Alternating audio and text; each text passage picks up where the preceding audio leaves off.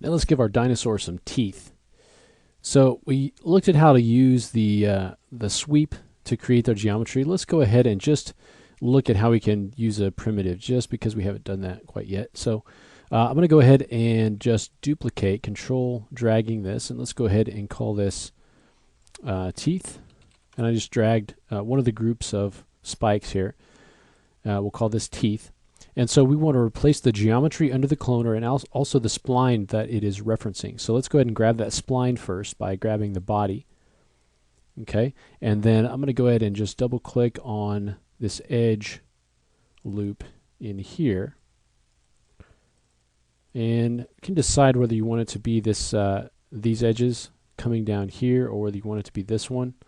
I think I'm going to go ahead and select this edge down here. And let's go ahead and turn that. And actually I want it to go, let's choose this one instead. Okay, and so let's go ahead and I want to actually turn that into a spline. So we want to go to Commands, Edge to Spline, and that'll give us this initial spline here. You can go ahead and drag out underneath here. Let's make sure we've got it there. So there's our spline. Okay, let's do the same thing up on the top. I can turn off symmetry if that's going to make it a little bit easier to select. And let's go ahead and select those on the top. All right, we'll do the same thing here. Let's go ahead and turn our edge into a spline. Drag that out. Let's name these. So we'll call this teeth spline top. And this one will be teeth spline bottom. Okay. And I'm going to go ahead and change that to cubic spline. Same thing here. And let's go ahead and give it a little bit of a curve. Okay, now you can see it's being calculated from the low res. That's why it's up inside there, why it appears that way, because it's being calculated from the non-smoothed. You can see that there, from the non-smoothed geometry. So that's why that's happening. Okay, so let's go ahead and build the individual tooth now. So we can do that now. Instead of using a sweep and some splines, let's actually just use let's use a cylinder, or you could also use a cone, but we'll just use a cylinder. Let's decrease the radius. Let's decrease the height. And let's just make it kind of a rough tooth shape. All right, so we'll go ahead and take that radius down a little bit more. Take the height down a little bit. Let's go ahead and take the segments, rotation segments down to something a little bit lower. Maybe 8 or 12. Let's add some segments along the height. Okay, caps, we can go ahead and if we want to use fillet to kind of round that off, we can do that to kind of give it a little bit of roundness on the end there. Okay, take that radius down. So it's kind of almost like a capsule shape. Okay, let's go ahead now and we'll call that good. Let's go ahead and make that editable. Now I want to get rid of some of the polygons on the bottom. So let me go ahead and drag across those. And get rid of those polygons and those points. Okay. Now I want to shape this a little bit. So let's use a deformer to do that. So here's our cylinder. We'll call this tooth. Let's go ahead and add a deformer to this. So let's go ahead and add a taper. So we want to put the taper underneath the tooth, and then I want to scale the taper down to fit onto the tooth. So let's go ahead and just set all of these to 10, and then we can increase the size here. Okay, let's go ahead and set the strength. So it kind of tapers down that top.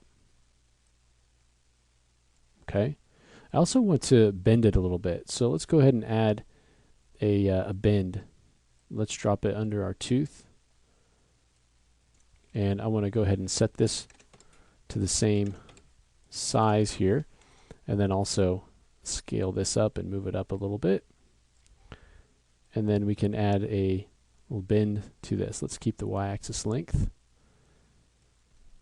And I want to actually drop it underneath the taper. So again, the order makes a difference.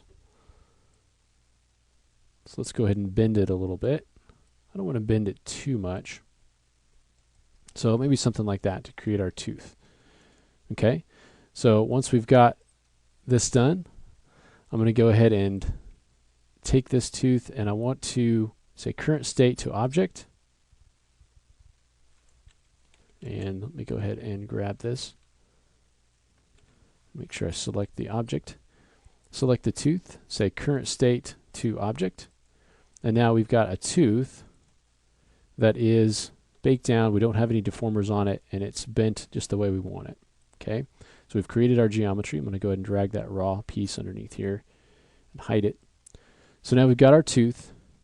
We'll go back down to our teeth, and we want to replace this with the tooth. So we'll take our tooth, drag it down under the cloner. Okay, and then also under this spline effector, we want to drag in the tooth. And so I'll just do the top one to start with. So under effector, we'll go tooth top under the spline. And now you can see that tooth up in there. So under the spline, under the parameters, we can choose the rotation of these teeth.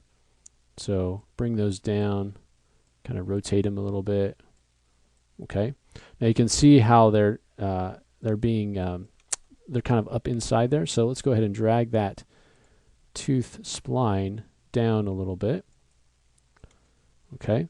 And then I want to go into the spline, back to the spline effector. And let's go ahead and turn off the effect of the random and step. Okay, so you can see how this is pretty large right now. So let's take that tooth, let's scale it down a little bit overall.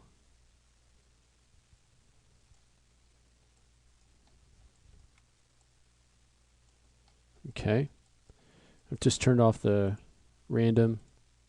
We can turn that back on, and we just want to give it a little bit of variation, not too much. And then let's take down the random position, and for now let's take down the random rotation. We can always add that back in. Okay, let's go ahead and rotate this kind of back down. And then you can play with the rotation and position based on the spline here.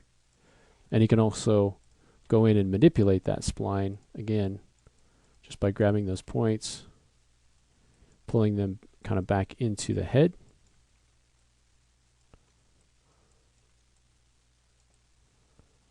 Kind of bringing those points in and over.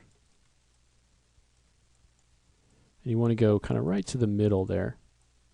Again, these teeth are a little bit too big and cartoony. Let's go ahead and use a step effector, and you can see I can sort of affect the scale. The cloner, I can go in and add a few more teeth to the mix. Okay, at any time I can go in and tweak this. So if this tooth isn't, sharp enough, you can always come in and modify it, grabbing those points and modifying the shape of the tooth itself, and that'll affect all of the instances along our spline of that tooth. So I can come in and kind of sharpen it up a little bit by taking the shape of the end down. If it's a little bit too soft, once I get it in there, I can change things up, and then you'll see that that is actually echoed in the rest of our teeth up here. So actually change the shape of that. So in our cloner, I can maybe increase the number. Let's go ahead and turn on now all the randomness. We can change the position just a little. Let's maybe say 0.2, 0.2. Let's increase the scaling randomness. And then we can add back in a little bit of random rotation. Okay, and we'll go to our step, and we can change the scaling. Okay, and then you can duplicate this and do the same thing with the bottom teeth. All you have to do is replace the spline with the bottom tooth spline. Okay, so once you've got that done, the next thing we want to do is build the tongue, and then we're almost there. So we'll go ahead and do that in the next lesson.